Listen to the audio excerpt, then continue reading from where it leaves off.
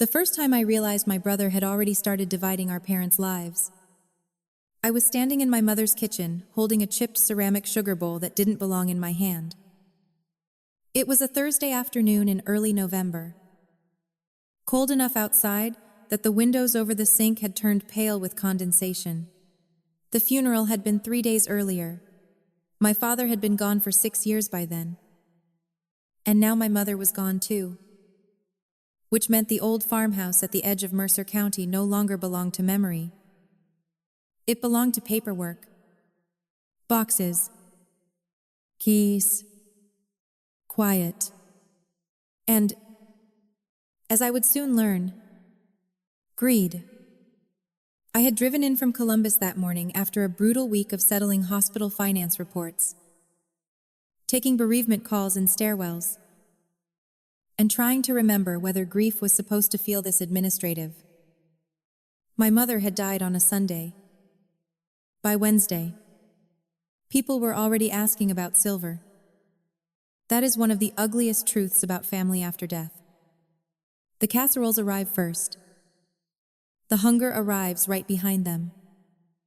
I was standing alone in the kitchen because I had wanted 1 minute to breathe. Just one. The house still smelled faintly like her hand lotion and stale coffee filters. The curtains over the sink were the same faded yellow gingham she had refused to replace for 20 years because, as she liked to say, good fabric should not be punished for surviving longer than trends. The sugar bowl sat on the counter where it had always sat. Only when I picked it up, the cabinet door behind me opened. "Don't put that in your car." That was my sister, Dana. Flat voice.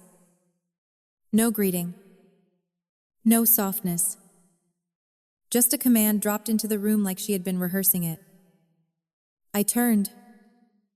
She stood in the doorway wearing black leggings, a camel coat, and that brittle expression she always wore when she was trying very hard to look composed while calculating 6 moves ahead. "What?" She crossed her arms. "That goes with the tea service." I stared at her. "The tea service?" "Yes." I looked down at the sugar bowl in my hand. A chipped ceramic sugar bowl with a faded blue rim that my mother bought at a church basement sale in 1989. Not Limoges. Not Wedgwood. Not the crown jewels. A sugar bowl. And somehow Dana had already turned it into an asset category. I set it down very slowly. "I wasn't stealing a sugar bowl. Dana." I was holding it. She shrugged. But there was a flicker behind her eyes. Not embarrassment. Annoyance at being challenged. "Well, we're trying to keep sets together." That word hit me before the rest of the sentence did. As in, she and my brother Colin. As in, a planning body already formed. As in, decisions underway. And just like that, standing in my dead mother's kitchen with my hand still warm from a sugar bowl, I understood that I had arrived late to something I had not even been invited to. "What do you mean, we?" Dana glanced past me toward the dining room. "As in me and Colin. We've been sorting things." Sorting. Another polite family word with teeth hidden inside it. Sorting clothes into donation bags is one thing. Sorting a dead woman's life before all her children are even present is another. I put both hands on the edge of the counter and looked at her very carefully. "When were you going to tell me that?" She made a face like I was already becoming difficult. "Lena, don't start." That was always how it happened with Dana. Start. As if objecting to something already in motion was the beginning of the problem instead of the middle of it. I wish I could say I was surprised.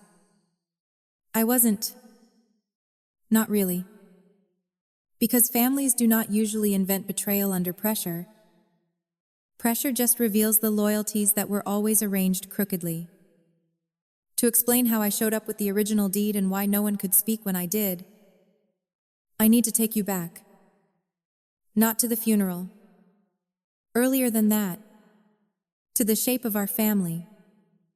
To the way inheritance begins long before anyone dies. My name is Lena Whitmore. I was the youngest of 3. Dana was the oldest. 46 now. Born with my mother's cheekbones and my father's appetite for control. Colin was in the middle. 43. Tall. Broad. Confident in the lazy masculine way. Some men are when they grow up inside houses where their mistakes are considered temporary weather. I was 38 when my mother died. The late child. The surprise child. According to people at church. The one who arrived after my parents thought they were done.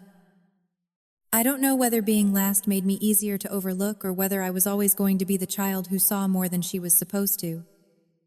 Maybe both. We grew up in a white farmhouse on 12 acres outside a town so small that people still gave directions using barns that had burned down 15 years earlier. My father, Walter Whitmore, believed 3 things with absolute conviction. Land was security. Silence was dignity. And children owed their parents gratitude, whether they had received tenderness or not. My mother, Ruth, was softer in voice and harder in endurance. She cooked, mended, tracked birthdays. I remembered everyone's medication, and spent most of her adult life making my father's rigidity look like family stability. If you had asked outsiders, they would have called us respectable. Church every Sunday. Clean yard. Bills paid. No public scandals. Inside the house. Though, respectability had a hierarchy. Dana came first because she was useful in the way eldest daughters often are. Competent enough to rely on. Maternal enough to praise. Hungry enough for approval that my mother rarely had to ask twice. Colin came second because he was the only son. And in families like mine, that is not a detail. It is a weather pattern. He could charm adults, avoid consequences, and make every poor decision sound like a temporary detour toward his real potential. I came last. Quiet. Bookish. Not fragile exactly, but self-contained. The kind of child adults call easy because they are not paying close enough attention to notice she has simply learned not to ask.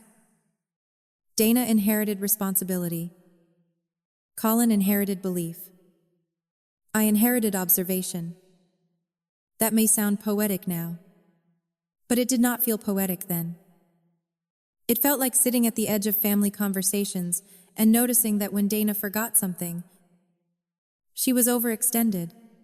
When Colin forgot something, he was overwhelmed. When I forgot something, I needed to be more careful. It felt like hearing my father brag about Colin's natural instincts for business after he sold 2 used tractors at 19. Then turning to me and asking whether reading all those novels was making me strange. It felt like my mother praising Dana for helping with dinner and praising me for not making things harder. Children learn their value in subtitles long before anyone says the sentence out loud. Still, I loved parts of that house. The backfield in August, when the grass went gold at the edges. The sound of rain on the old metal tool shed roof. My mother's pies cooling by the window. The narrow staircase that creaked in the middle, no matter how often my father nailed it down. And I loved one room more than any other. My father's study. It was a small room off the front hall. Half office. Half mausoleum of paperwork. With dark wood shelves and a roll-top desk that smelled like dust, leather, and old checks. He kept deed folders in there, tax assessments, insurance policies, receipts for fence repairs from the 1980s. Everyone else hated that room because it felt airless and judgmental. I loved it because paper told the truth in ways people often refused to. My father noticed that early. By the time I was 12, he had me helping him alphabetize feed invoices and file county notices. Not because he thought girls should learn business, because I was neat and exact and, unlike Colin, I did not treat records as optional suggestions. That is one of the ironies that would matter later. The child no one imagined inheriting authority was the one taught where authority lived. Years passed. Dana married young and stayed close. She had 2 boys, joined the PTA, organized potlucks, and perfected the kind of local importance that thrives in towns built on repetition. Colin moved in and out of ventures. Landscaping, equipment rental, a roofing business with a cousin that collapsed after 9 months, and an argument no one explained consistently. There was always a plan, always a comeback, always a reason this latest failure was not really failure. Just bad timing. I left. That is the simplest way to put it. I got a scholarship to Ohio State, studied accounting, stayed in Columbus, and built a life that from the outside probably looked plain. Apartment first, then condo. Long hours, steady promotions. No husband, no children. A life my hometown respected financially, but could not quite understand emotionally. In families like mine, daughters who leave are often treated like they have personally chosen abstraction. I came home for holidays, sent money when the roof needed replacing after a storm, handled mom's insurance claims after dad died because no one else wanted to stay on hold with 3 departments and a call center in another time zone. I was useful from a distance, which is a dangerous role. Families grow accustomed to receiving your competence without adjusting their emotional map to include you fully. When Dad had his first stroke at 68, I was the one who sorted his medical bills and found the supplemental policy no one else knew existed. When he died a year later, Dana cried. Colin drank. And I sat in the study until midnight, matching account numbers to folders, while my mother slept 3 rooms away under the weight of new widowhood. No one asked me to do that. That is important.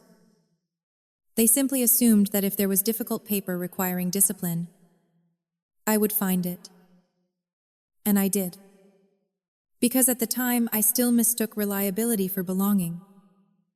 After Dad died, my mother changed in small ways first. She stopped using the formal dining room except for Easter, started buying the expensive peaches even when they were out of season, forgot names, then remembered them 5 minutes later.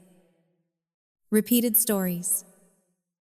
Not constantly, just enough that I noticed. Dana called it normal aging. Colin called it loneliness. I called it what it was becoming. The early slope of cognitive decline. Not dramatic. Not movie-style confusion. Just administrative erosion. Missed renewals. Duplicate checks. A utility bill paid twice while the pharmacy statement sat unopened for weeks. I tried to talk to Dana about it. She said I was catastrophizing. I tried to talk to Colin. He said, "Mom's fine." Lena, not everyone wants to live by spreadsheets. That line stayed with me because people who profit from disorder are always quick to mock the tools that would expose it. Over the next 3 years, my mother slipped further. She still knew us, still cooked some, still attended church when Dana picked her up. But she stopped driving after clipping the mailbox twice in 1 month.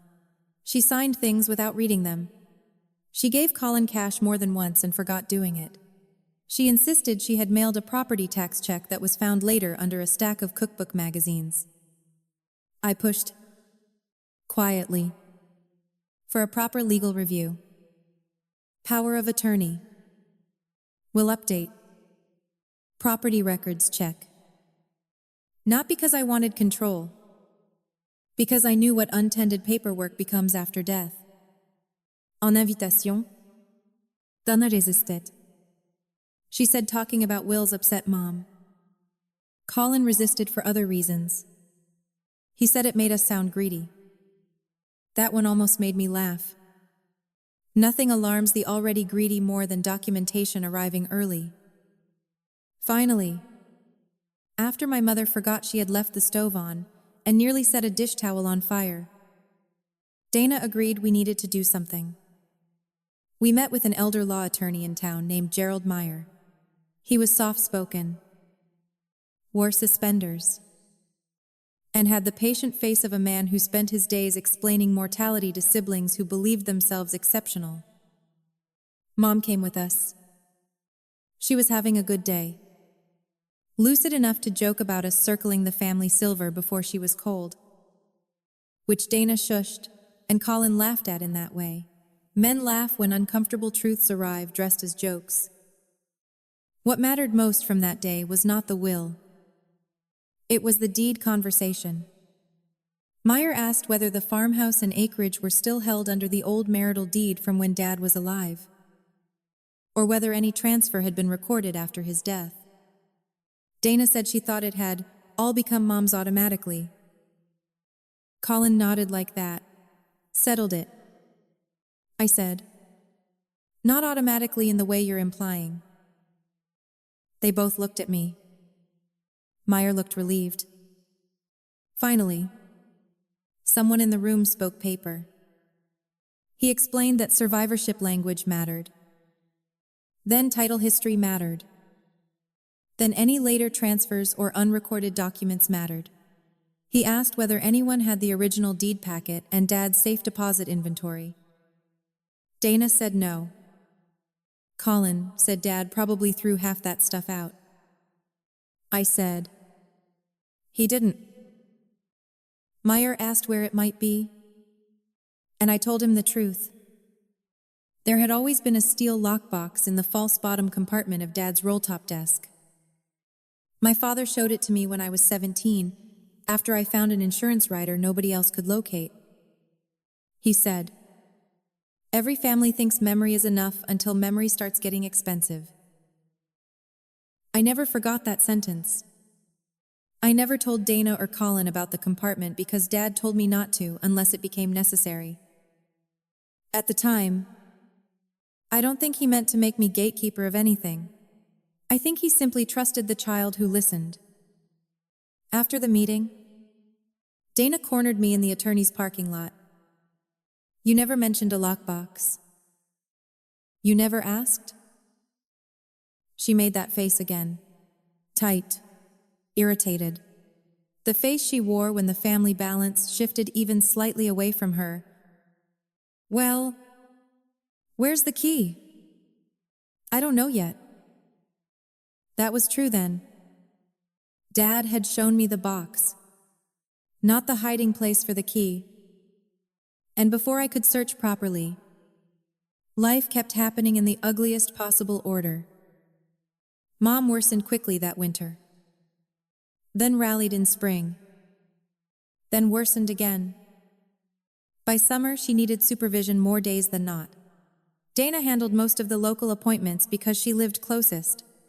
I took over the finances remotely and spent entire evenings on speakerphone with Medicare, supplemental insurance, the pharmacy plan, and 2 separate banks where Mom still had accounts. No one had bothered consolidating. Colin helped. Occasionally. In the theatrical ways families praise too easily. He mowed. He changed light bulbs. He took Mom to lunch and posted photos online with captions about cherishing time. Meanwhile, I was the one untangling an overdraft caused by automatic church donations She forgot she'd doubled. When you are the child who manages invisible labor, relatives call you efficient. They rarely call you exhausted. A month before my mother died, I came down for a weekend and spent 6 hours in Dad's study, sorting boxes while Dana took Mom to a hair appointment. That was when I found the envelope.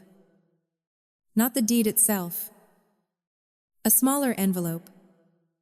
Yellowed. Unmarked except for my father's printing in the upper right corner. If county records are ever questioned. Inside was a photocopy of the 1,987 property map, a list of parcel numbers, and one line in Dad's handwriting. Original kept separate from main desk files. After 2019 revision, my pulse actually kicked at that. 2019 revision. Dad had updated something before the stroke. That mattered. A lot. When Dana got back, I told her I had found notes suggesting the property records might not be where we thought. She sighed like I was generating inconvenience for sport. Lena, can we not make this bigger than it is right now? That line would become important later. Can we not make this bigger than it is? People say that right before reality proves it is already bigger than they can manage. I drove back to Columbus with a legal pad full of account numbers, medication renewals, and one new certainty. Something about the property history was not as simple as Dana and Colin wanted it to be. Then Mom died.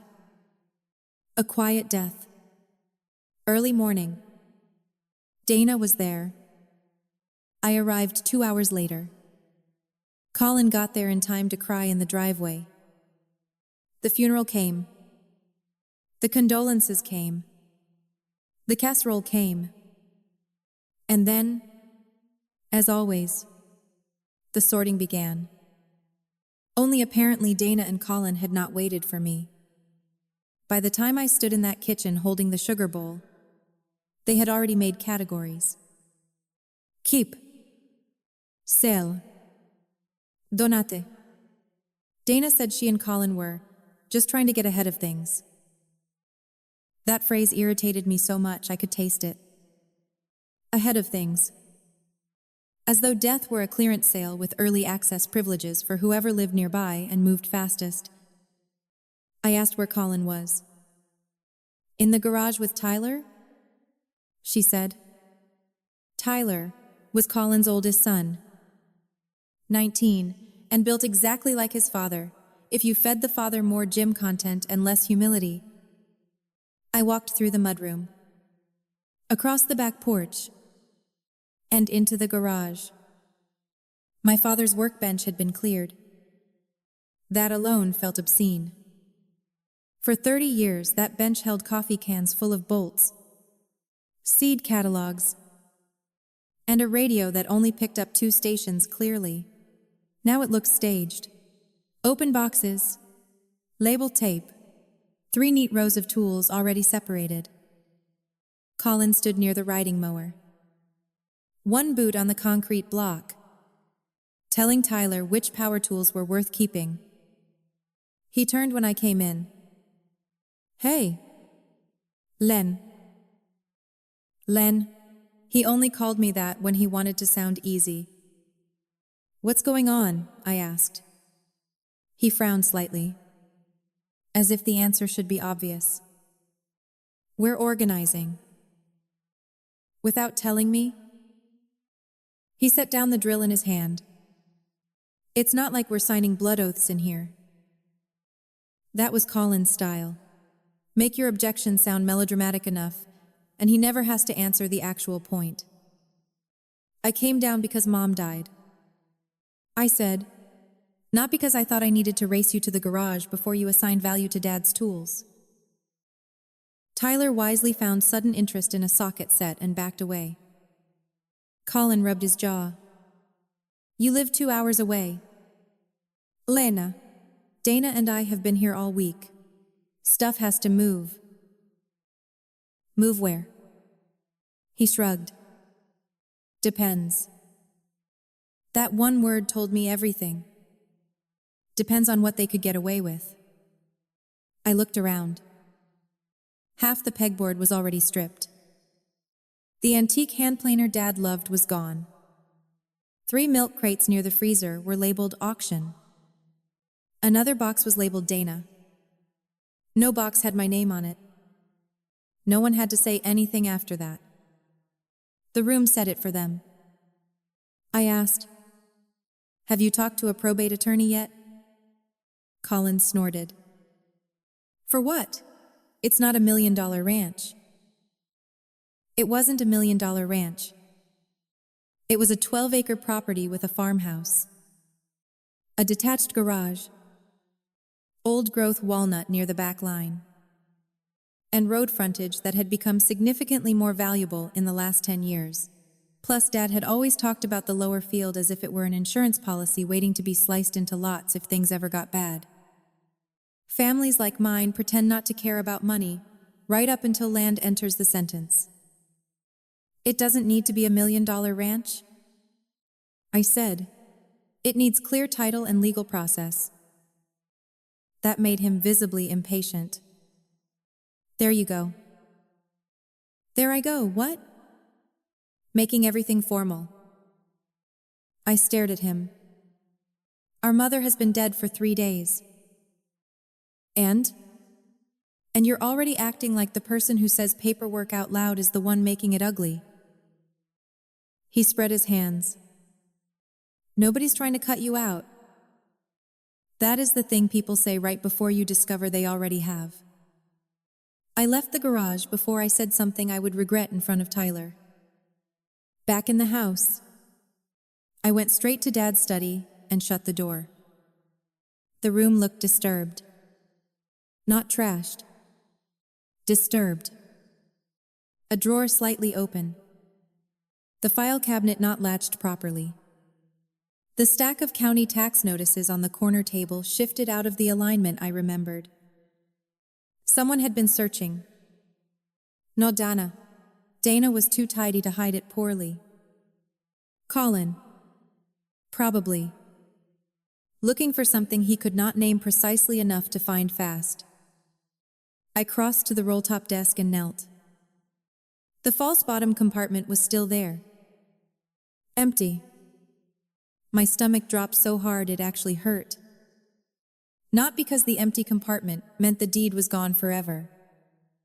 Because it meant they knew enough to look. I sat back on my heels and breathed slowly. Think. If Dad had moved the original in 2019, and the old compartment was empty, then either he relocated it entirely or someone had already found and removed it. I opened every desk cubby again.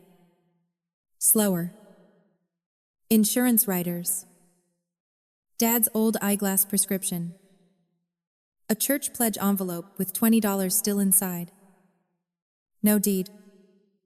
Then, behind the right side pigeonhole, I found something else. A folded card. Cream stock. My mother's handwriting on the outside. For Lana, if I forget where Walter put things. I just stared at it. For several seconds, I couldn't move. My mother's handwriting had always been round and practical. Letters leaning slightly right, as if even her words were hurrying toward the next chore. I opened the card with shaking hands. Inside was a short note. Lana. Your father moved the main property packet after Colin started helping in the study too often. He said you would know why that mattered. If anything ever feels rushed, check the cedar chest before you trust anyone's timeline. Love. Mom. The cedar chest. Upstairs. My parents' bedroom. At that exact moment, someone knocked hard on the study door and opened it without waiting. Dana. Of course. What are you doing in here? I folded the note instantly and slipped it into my sweater pocket. Looking for account files. She glanced at the desk, then at me. Suspicion recognized suspicion. You could have just asked. I'm asking now. I said, have either of you found the original deed? Her expression stayed neutral, a second too long. No. There are lies that arrive messy, and there are lies that arrive pre-ironed. That one had been pressed this morning. I stood. Good. I said, then nobody should be making decisions yet. She exhaled through her nose. We are not making decisions. Lena, we're trying to clean up. By labeling boxes with your name? She blinked. Then the mask slipped. Just a little. We have families. We have jobs. We can't keep this place frozen in time until you feel emotionally prepared. There it was. My grief. Recoded as delay. Their speed. Recoded as necessity. I stepped closer. This isn't about emotional preparation. It's about legal order. She crossed her arms. You always need to feel smartest in the room. I actually laughed. Not because it was funny. Because women who insist on process are always accused of arrogance by people hoping chaos will cover what they're doing. What I need, I said, is for my brother and sister to stop moving through our parents' house like proximity gave them authority. She stared at me. Hard. Then she said, lower now. You left? Lena, you don't get to come back and act like you understand what this took. That sentence landed because it was the oldest weapon in the family. You left? As if leaving a town to build a life meant surrendering blood rights forever. As if commuting distance measured love. As if all the insurance calls, account reconciliations, pharmacy renewals, and emergency wires I had done for our mother counted less, because I had done them from Columbus instead of from a church parking lot in Mercer County. I said, I left town. I did not leave the family. She looked away first. Victory, in families, is often that small and that sad. The second she left, I went upstairs. My parents' bedroom still held the shape of them in awful little ways. Dad's side of the closet mostly empty now, except for 2 plaid shirts my mother could never part with. Her slippers beside the bed, a paperback with a bookmark 6 chapters from the end. On the far wall sat the cedar chest they had received as a wedding gift from my mother's parents. Blankets, quilts, old Christmas linens. That was what everyone thought it held. I lifted the lid. The smell hit me first. Cedar and lavender sachets and old cotton. I moved carefully through folded afghans and embroidered tablecloths until my fingers touched a hard, flat object under the 3rd quilt. A leather document envelope. Dark brown. No label on top. But inside, beneath the flap, in my father's printing. Whitmore Property Originals. Updated 2019. I closed my eyes. Just for a second. Not in relief exactly. In recognition. Because the room had tilted. Because whatever Dana and Colin were doing downstairs had just become much more dangerous for them.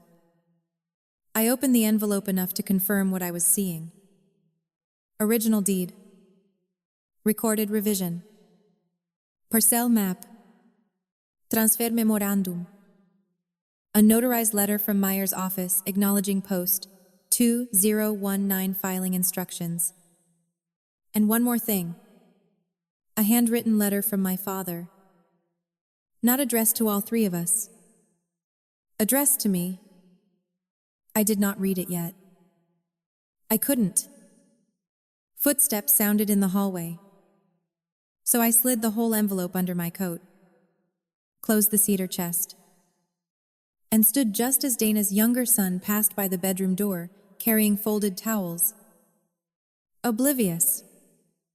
I walked back downstairs slowly, heart pounding so hard I could hear it. In the kitchen, Dana and Colin were talking in low voices. They stopped when they saw me. That told me enough. I said, "I'm heading back to Columbus tonight." Dana frowned. "You just got here?" "I have work tomorrow." Colin shrugged. "Suit yourself." No one asked whether I had found what I was looking for. That was another answer. I drove home with the envelope buckled into the passenger seat like a living witness. Halfway up Route 33, I pulled into a rest stop, turned off the engine, and finally opened my father's letter. Lena, if you're reading this, then either I'm gone or people are moving too fast for comfort. Probably both. I'm leaving the house and Lower West parcel under your authority to settle first because you're the only one of my children who understands the difference between value and price. Dana will think proximity means ownership. Colin will think charm can replace records. Don't let either one rush the land. Follow the filed deed. Not feelings. The county copy may lag if timing gets messy. So keep this original until Meyer confirms everything. Dad, I read it 3 times. Then I put it down on the passenger seat and laughed once. A dry, angry laugh that had grief folded into it so tightly, I couldn't tell the layers apart anymore. Because of course my father, rigid and emotionally clumsy, and half allergic to praise, had seen exactly who we all were, and still never said it in life where it might have prevented some of this. He left me authority and paper because paper was easier for him than tenderness. Even that was a kind of inheritance. I got home after dark, poured a glass of water I didn't drink, spread the documents across my dining table, and for the first time since my mother died, the full shape of the betrayal came into focus. Dana and Colin were not just sorting kitchenware and power tools. They were moving early because they assumed title would follow familiarity. They believed living nearby, handling the funeral, and touching the house first would let them define what the estate was before anyone else arrived with facts. They had counted on emotion, on exhaustion, on my distance. They had not counted on an original deed with a 2019 revision and my father's direct instruction. The next morning, I called Gerald Meyer's office the moment they opened. His assistant said he was in court until noon. I said it was urgent. She must have heard something in my voice because she squeezed me in for 1:30. I took a half day from work, drove to Mercer County again, and sat in Meyer's office with the envelope on my lap like it contained a small bomb. When I laid everything out for him, he became very still. That is something I have learned to notice in professionals. Stillness means the room has crossed from complication into significance. He adjusted his glasses and went through the documents carefully. Then he looked at me and said, "Your father did. In fact, record a revision." My heart kicked. What kind of revision? He tapped the deed.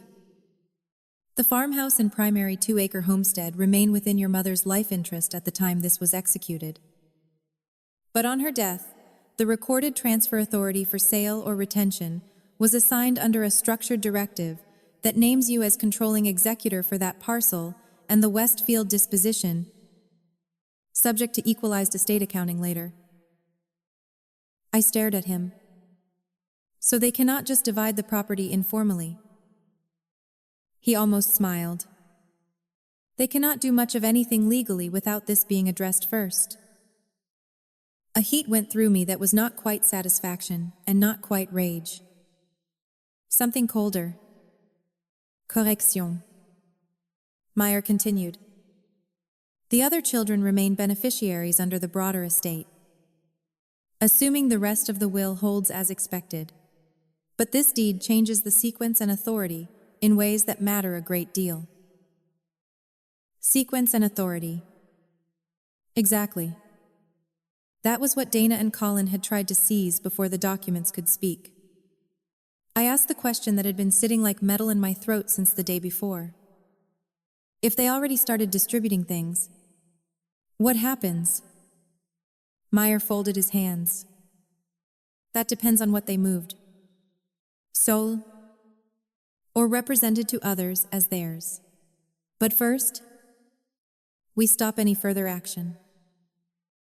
He drafted notices that afternoon.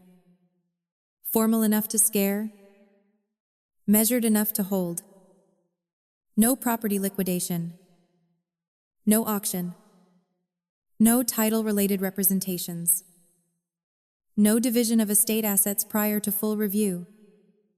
He asked whether a family meeting could be arranged that weekend. I said yes. Oh yes. Because suddenly I knew exactly how this story would turn. I texted Dana and Colin from the parking lot. We need to meet Sunday at Mom's house with Mr. Stay. Meyer present. Do not move. Sell. Or assign anything else until then. Dana replied first. What is this supposed to mean? Colin replied 10 minutes later. Are you serious right now? I looked at both messages and felt, for the first time in days, perfectly calm. Because panic belongs to people who sense the floor shifting under their version of the story. I wrote back only once. Yes, I'm serious. Then I turned off my phone and drove home under a gray sky that looked like tin.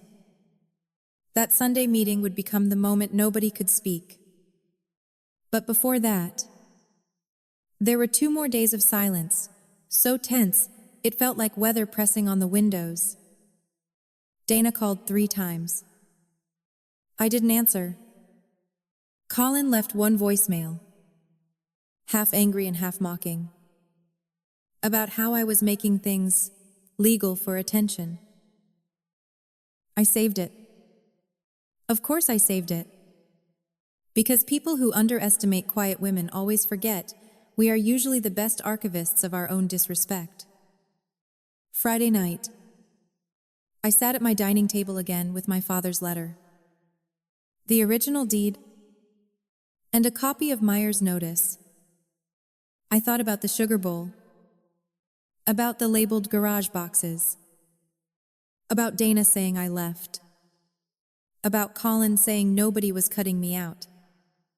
And I understood, with a clarity so complete, it almost felt peaceful.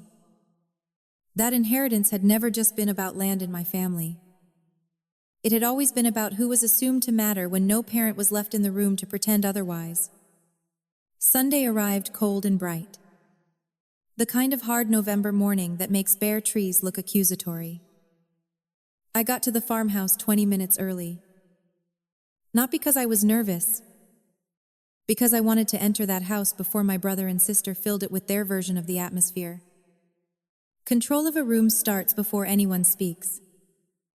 The gravel in the driveway crunched under my tires the same way it had when I was 16 and coming home from late choir practice. The same way it had when Dad was still alive and believed every problem could be solved with a chain, a wrench, or a more skeptical opinion. For one strange second, parking there with the deed packet on the passenger seat, I felt every age I had ever been in that family at once. 12 and watching. 17 and filing documents no one else respected. 38 and finally understanding what those years of observation had been preparing me for. The house looked almost normal from the outside. That was the grotesque part. Grief and greed rarely announce themselves in architecture. The porch still leaned slightly left. The gutters still needed cleaning. The mums Dana had set out for the funeral were drooping in planters by the steps like exhausted mourners who had overstayed. Inside, the air was too warm. Dana had always overheated a house when she was anxious. She said cold made people tense. Which was funny considering how much tension she generated all on her own. I stood in the front hall for a moment and listened. Voices in the kitchen. Colin's low, irritated rumble. Dana's sharper whisper. Coffee brewing. Cabinet doors opening. No church music. No funeral quiet. No solemnity. Just logistics under pressure. I took off my coat slowly and carried the leather document envelope into Dad's study. Meyer was due in 15 minutes. I wanted 1 minute alone in that room before the performance started. The study still smelled like dust, paper, and old wood polish. Only now the room also carried the scent of disturbance. Drawers not quite closed. A stack of folders shifted. Someone had tried to restore order after searching. But panic always leaves fingerprints in placement. I set the envelope on Dad's desk and placed both palms flat against the worn wood. "This is what you left me," I whispered. Not the land. Not the paper. The burden of being the one who had to name the truth after everyone else had agreed not to. A knock sounded at the doorframe. Dana. Of course she did not wait to be invited in. What exactly is this meeting? She looked polished in that brittle way she always did for conflict. Camel sweater, dark jeans, gold hoops, mascara perfect, mouth set like she had decided composure itself would win the argument before content even entered the room. "You'll hear it when Mr. Meyer gets here," I said. Her eyes dropped to the envelope on the desk, then back to my face. "What's in that?" "Paper." She gave a short laugh with no humor in it. "Very funny." I said nothing. Silence unsettles people who are counting on your defensiveness. She crossed her arms. "Colin says you're trying to freeze the estate." I looked at her. "Colin says a lot of things." That hit? Good. Her jaw tightened. "You know, not everything is a conspiracy because you live in Columbus and feel left out." That line would have hooked me once. The old bait. Distance equals irrelevance.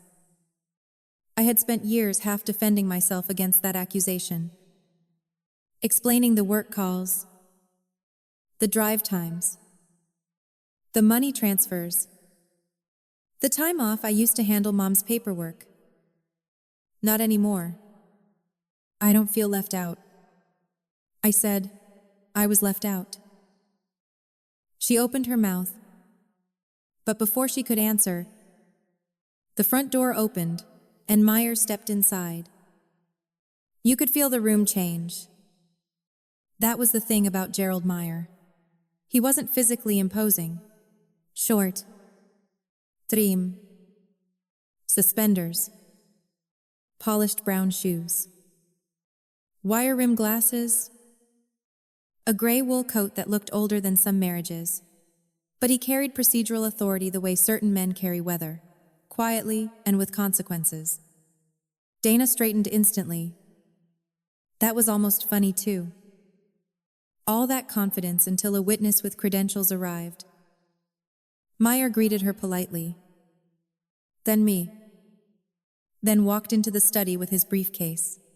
He set it down, removed a neat folder, and asked, "Are all parties present?" "All parties. Not children. Not family. Parti." I loved him a little in that moment. "Colin's in the kitchen," Dana said. Meyer nodded once. "Good," Let's gather in the dining room. The dining room table had already been set with coffee cups and one untouched plate of store-bought cinnamon rolls. As if sugar might make probate feel domestic. Colin stood when we entered. He was wearing a navy quarter zip and the expression of a man trying to look amused because he could feel anger would make him look guilty too early. "Gerald," he said, "didn't know we were bringing attorneys into family cleanup?"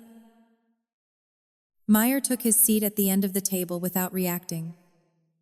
Given the circumstances, I strongly recommended it. That was elegant. Not accusation. Not comfort. Just a formal acknowledgement that the room was no longer safe for improvisation. I sat opposite Dana, with Colin to my left, and Meyer at the head. For 1 second, no one spoke. Then Colin did what he always did when nervous. He pushed for tone first. "This is getting blown way out of proportion." Meyer folded his hands. "Then it should be easy to resolve."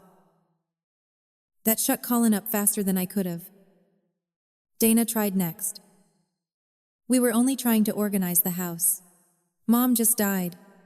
We've all been under pressure." Meyer nodded mildly. "Pressure does not alter title." There it was. The first clean strike. Pressure does not alter title. I felt something in me settle. Because that was the entire story. Wasn't it? Dana and Colin had been trying to convert proximity and speed into ownership. The law. Fortunately, he did not care how long you had been in the garage with masking tape. Meyer opened his folder. "I've reviewed the estate file we previously established with Ruth Whitmore, along with additional original documents recently provided to me by Lena." Colin's eyes snapped to me. Additional original documents. You could almost hear the floor move under him. He looked at Dana. She looked straight ahead. But I saw the pulse jump at the base of her throat. Good. Let uncertainty finally sit on their side of the table. Meyer continued. There appears to have been an assumption that the property would pass and be divided in a relatively informal sequence among the 3 siblings after administrative cleanup. Dana nodded immediately. That's what we understood. Meyer lifted 1 page from the file. Yes, that understanding was incomplete. Silence? Not the soft family kind. The hard courtroom kind. I reached into my bag then, removed the leather envelope, and laid it on the table. Neither Dana nor Colin moved, but both of them stared. That alone told me enough. They knew the shape of the thing they had not found. Meyer gestured toward it. The original 2019 revised deed packet. Colin actually laughed. Once. Short. Disbelieving. No. I looked at him. Yes. Dana leaned forward. Where did you get that? It was such a revealing question. Not what is it? Not what does it say? Just where did you get it? As if possession were the real offense. From the cedar chest in Mom's room. I said. Dana's face changed first. Then Colin's. Not guilt exactly. Recognition. Because if a person looks shocked by the existence of a document, that's one thing. If they look shocked by where it was found, that means they have already searched everywhere else. Meyer began explaining the deed language in his patient, devastating way. How the 2019 revision had restructured post-death authority. How the homestead parcel and Lower Westfield could not be sold. Divided. Represented. Or informally allocated until the designated executor authority acted. How equalization among beneficiaries remained possible later under broader estate accounting. But the immediate controlling authority over the main property sequence rested with me. With me. Not jointly. Not first among equals. Not subject to whoever arrived earliest with packing tape. With me? Dana's lips parted slightly. Colin's entire body went still. That was when I knew the title was about to become real. Because people who believe they are managing a process can keep talking. People who realize they have been acting without authority often go silent first. Still, silence alone was not enough. Truth needed to be named out loud. Colin spoke first. Of course. That can't be right. Meyer turned one page and slid it halfway toward him. It is filed. Here is the recording information. The county index may not have been obvious if you were looking only under the prior transfer assumptions. That was lawyer speak, for you looked badly and thought ignorance would save you. Dana tried another angle. Mom never said any of this. I looked at her. No, because by the time we asked her the right questions, she was declining. That one landed. Especially because it was true. Meyer added. The revision was executed while Walter Whitmore was still competent and before Ruth's decline affected decision quality. The supporting memorandum is clear. Colin leaned back in his chair. Jaw working. What supporting memorandum? I pulled out my father's letter and set that on top of the deed packet too. My father's... Nobody moved. That was the beginning of the speechlessness. Because paper from the dead has a weight to it that live opinions do not. Dana stared at the letter like it might explode. Dad wrote to you? Yes. Why not to all of us? I held her gaze. You'd have to ask him. Colin scoffed. This is insane. No. I said quietly. What was insane was labeling auction boxes 3 days after Mom died without even telling me. That made Meyer glance up. Auction boxes? I turned to him. In the garage. Power tools. Equipment. Categorized items. Also personal distribution labels. Dana flushed. It wasn't like that. What was it like? I asked. No answer. Of course not. Because greed becomes much less articulate once documentation arrives. Meyer asked a few careful questions then. Had anything been sold? Not yet. Dana said. Had anything been removed? Just sentimental items. Colin said too quickly. Had any promises been made to third parties regarding land? Tools? Or contents? No. Dana said. Then hesitated.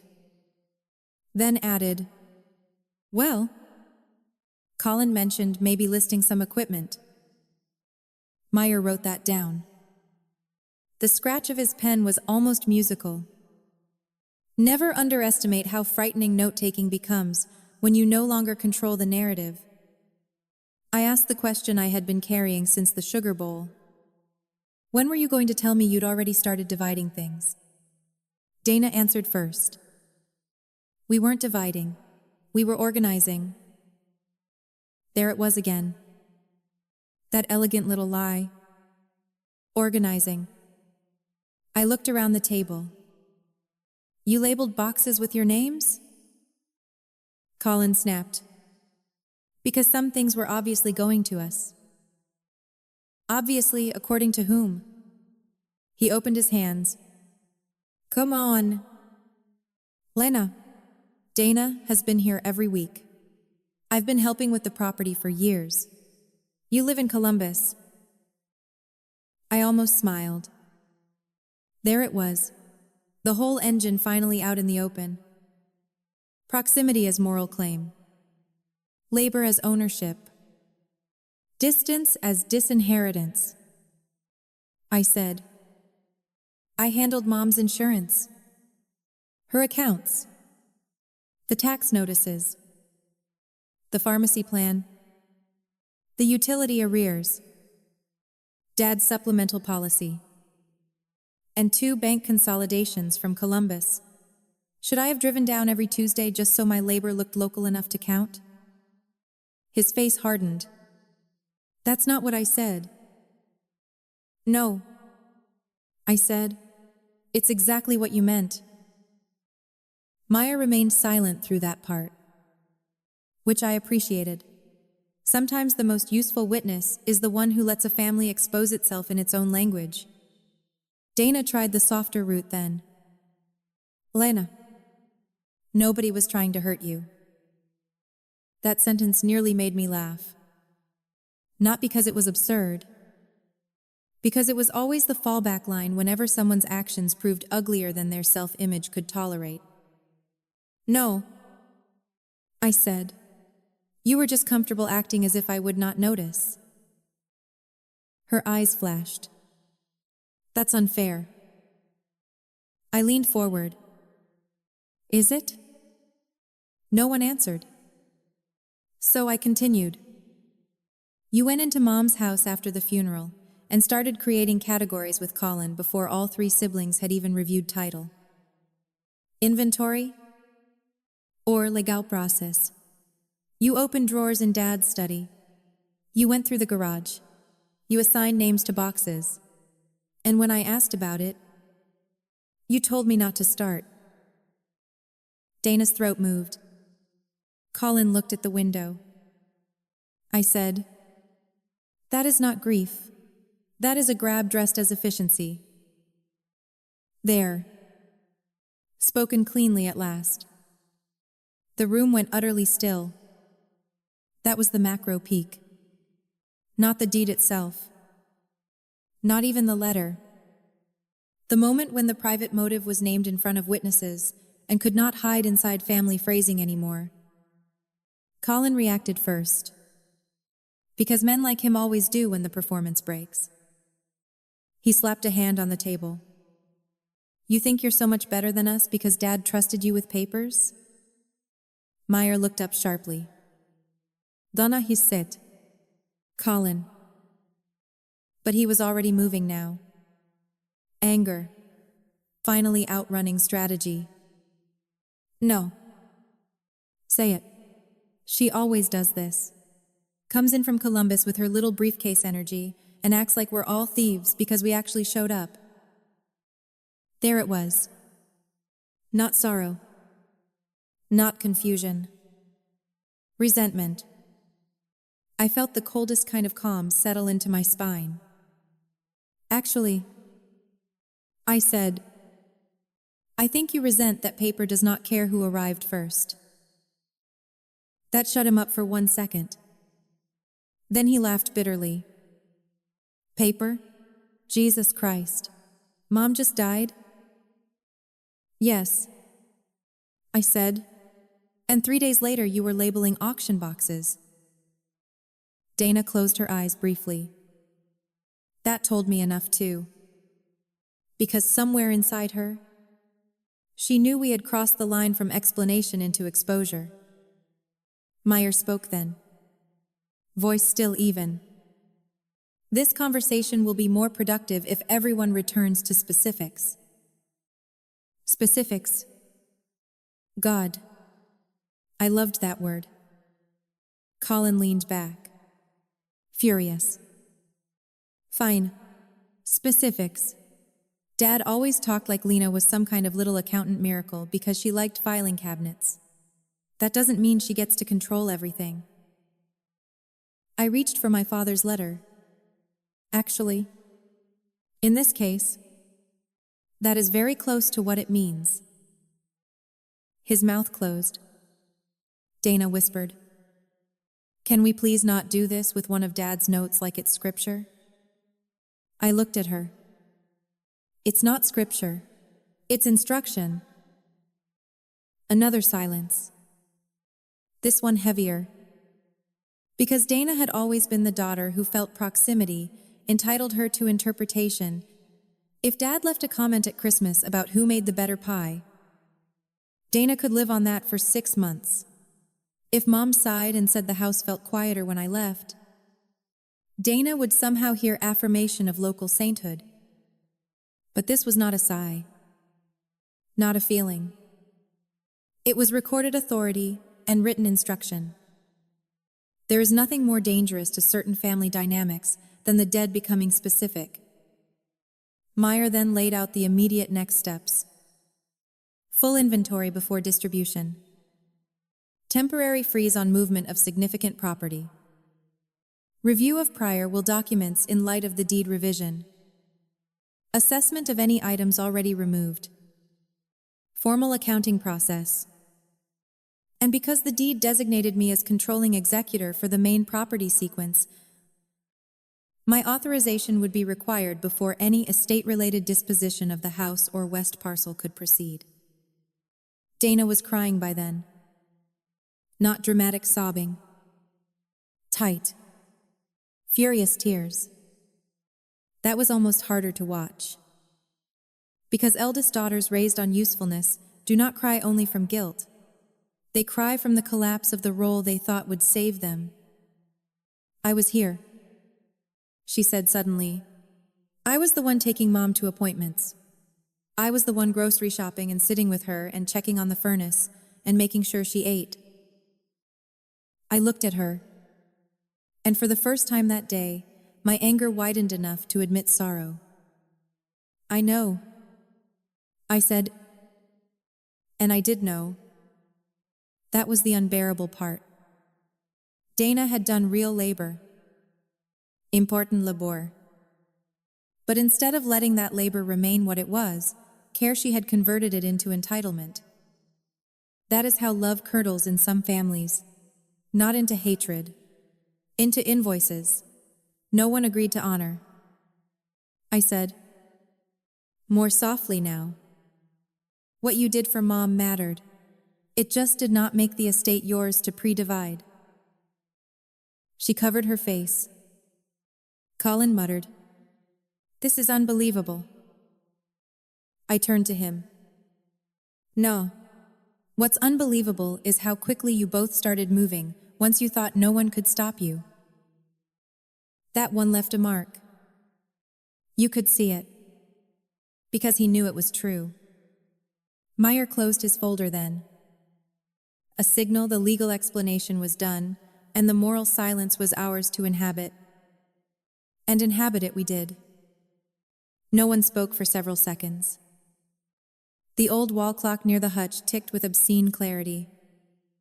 I could hear the heating vents push warm air through the floor. My mother's china cabinet reflected all of us back in warped glass, making us look like a family viewed underwater. Finally, Dana lowered her hands. What happens now? It was not a challenge. Not even really a question.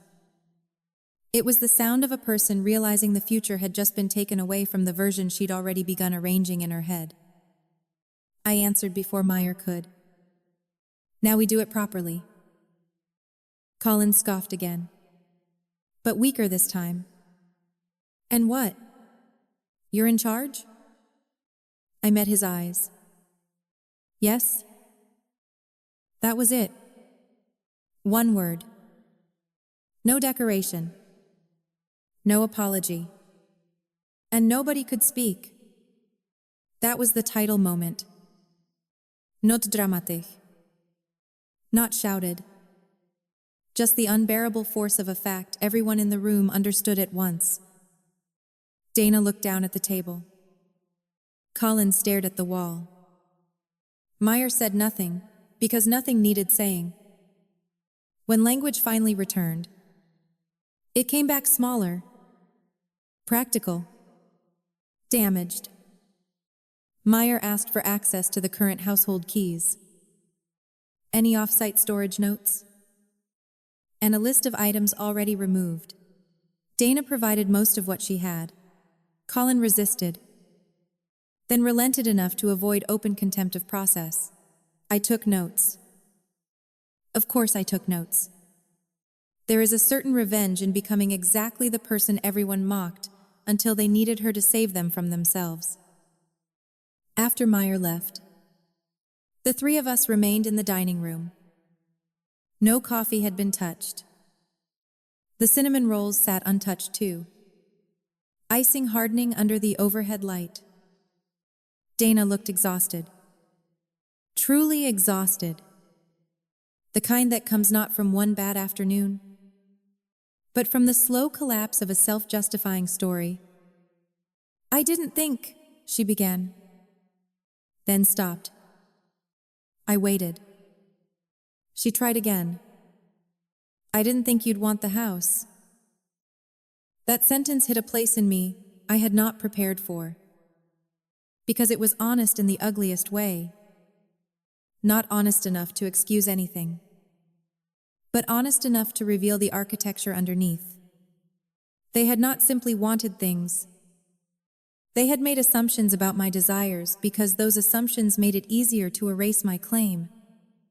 I said, "You didn't ask?"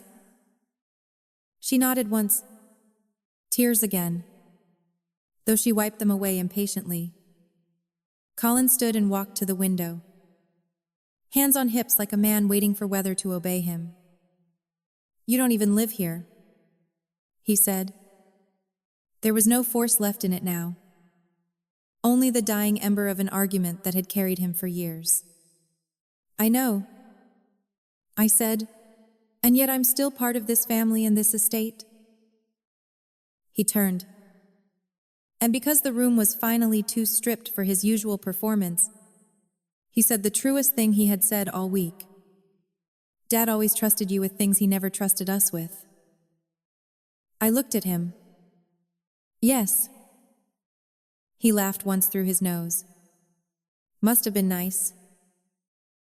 There is a version of me from 10 years earlier who would have rushed to soothe that, to explain, to say Dad trusted him in other ways, to keep my brother from sitting too long inside his own reflection. That woman is gone. Instead, I said, it was responsibility. Colin, not affection. That landed harder than I expected. Because in families like mine, the child who gets handed the documents is rarely the child who got held the longest. Sometimes they are not the same child at all. He looked away. Good. Let him understand that trust in paper did not erase everything else. Over the next month, the estate moved exactly as Meyer said it should. Slowly. Legally. With inventories. Signature. Parcel reviews. And more resentment than any respectable family should have to admit existed under its church clothes. Nothing dramatic happened outwardly. No police. No fistfights. No dramatic reading of a second hidden will. Real family betrayal is rarely theatrical in the way strangers imagine. It is administrative. Cold. 1,000 little attempts to frame appetite as practicality. We inventoried the house room by room. I found that Colin had already removed several tools and one antique hunting knife from the garage. They were returned after Meyer requested a full accounting. Dana had quietly boxed 2 sets of china and a silver tea service under the heading safekeeping. Those came back too. Neither of them apologized in any language that satisfied me. Dana said, "I was overwhelmed." Colin said, "I figured we all knew how this would go." That last one told the truth more than he intended. Yes, they had figured. That was the problem. They had figured that my grief, my distance, and my old habit of being the reasonable one would leave enough space for them to move before I arrived with anything solid enough to stop them. They were wrong. Eventually, after the valuations and legal sequencing, the estate was equalized in the broader way Meyer said it should be. Dana and Colin received their beneficiary shares. I retained the authority Dad designated and, after a long review, chose not to sell the farmhouse immediately. That surprised everyone. Probably because by then the family had already built a new story in which I would naturally cash out, return to Columbus, and let the land become either Colin's fantasy project or Dana's museum of local importance. Instead, I leased the lower field to a neighboring farmer for 2 years, stabilized the house, and hired a property manager for maintenance until I could decide what I wanted long-term. Not because I was sentimental, because for once I wanted to make a choice from clarity instead of pressure. That alone felt revolutionary. Dana and I did not speak much that winter. When we did, it was about estate documents, her boys, or practical details. The old, easy, sisterly performance we had both maintained in public, hers from habit. Mine from discipline was gone. Months later, near Easter, she called unexpectedly, not for paperwork, not for an update, just to talk. At first, I assumed she wanted something. Families like mine teach you to listen for requests hidden inside softness. But she didn't. She said, very quietly, "I keep hearing myself tell you not to start." I said nothing. She continued, "I think I knew, even then, that you were right. I just didn't want to lose control of the situation." There it was. Not a full confession, but close enough to dignity to matter. I said, "Control of what?" She was quiet a long time. Then she said, "Of being the one who stayed?" That one broke my heart a little. Because again, there was truth there. Dana had stayed. Stayed local. Stayed useful. Stayed available. And somewhere over the years, staying had turned into a currency she believed should purchase authority. The tragedy is that she was not entirely wrong. Families do overvalue proximity. They do romanticize the child who lives close enough to be physically present. But the moment she let that become justification for pre-dividing our parents' lives, she crossed from burden into theft of process. We never became warm after that. Not exactly. But we became more honest. Sometimes, honesty is the only form of love left. Colin was different. There was no reflective phone call. No gradual thaw. He sulked, then mocked, then withdrew. For a while, he told extended relatives, I had lawyered the family. Which, honestly, he was a decent line, if you ignore the fact that he said it like a moral accusation instead of a summary of his own miscalculation. At Thanksgiving the following year, he showed up late to Dana's house, hugged nobody, and spent half the meal telling a story about a contractor who buried everyone in paperwork just to feel important. No one responded. Not even Dana. That silence told me something had changed more than any apology could have. The family no longer carried him automatically.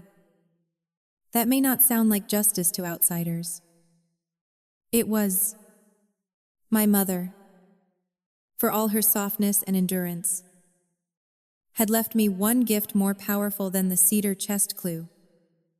She had written, if anything ever feels rushed, check the cedar chest before you trust anyone's timeline. I think about that sentence often, because it was not just about property. It was about family stories too. Anytime someone tries to hurry you past the moment where facts matter most, there is usually a reason. Rushed grief hides greed. Rushed forgiveness hides guilt. Rushed unity usually means someone wants the record blurred before it can harden into truth. That was the real lesson of the deed. Not that my father trusted me most. Not even that my siblings were capable of betraying me under pressure. I already knew, somewhere deep down, that both might be true. The lesson was that paper is patient. Long after voices rise, long after casseroles go cold, long after siblings rewrite motives and call it misunderstanding, paper waits. And when it finally speaks, it does not care who cried hardest in the kitchen. Years later, I still have the original deed packet in a fireproof box in my office closet. Not because I obsess over it, because I respect what it costs to bring that truth into the room. Sometimes, on quiet winter evenings, I think about that sugar bowl, the chipped one with the faded blue rim. The absurd little object that first revealed Dana was already speaking in categories of ownership before any of us had even finished burying our mother. I took it eventually. Not as loot. Not as a trophy. As a reminder, that betrayal rarely begins with the big document. It begins with the casual hand wave toward the small thing. Don't put that in your car. That goes with the tea service. We're trying to keep sets together. All those tiny sentences that tell you someone has already decided what is theirs before they have dared say it plainly. If you catch it early enough, maybe you stop the larger theft. If you don't, you better pray there is a deed somewhere that still remembers the truth. People sometimes ask whether the farmhouse feels different now. Yes, of course it does. Every house changes once the parents are gone. The walls hold less authority. More hecho. But there is another difference too. It feels cleaner. Not warmer. Cleaner. Because the ugliest thing that ever happened, there was finally named in daylight instead of passed around in whispers dressed as practicality. That matters. It matters more than reconciliation sometimes. My relationship with Dana remains careful. My relationship with Colin is nearly non-existent. And I am at peace with that in a way my younger self never would have understood. When I was 30, I still believed family should be preserved at almost any emotional cost. At 38, standing in that dining room with the original deed on the table and my brother staring into silence, I finally learned something harder. Family is not preserved by pretending greed is grief. It is preserved, if it can be preserved at all, by telling the truth before appetite rewrites the dead. That was my revenge. Not humiliating them. Not taking everything. Not turning one betrayal into 10 more. Just this. I arrived with the one thing they could not charm. Outmaneuver. Label. Or rush past. The truth. On paper. And in the end, that was enough to leave them speechless.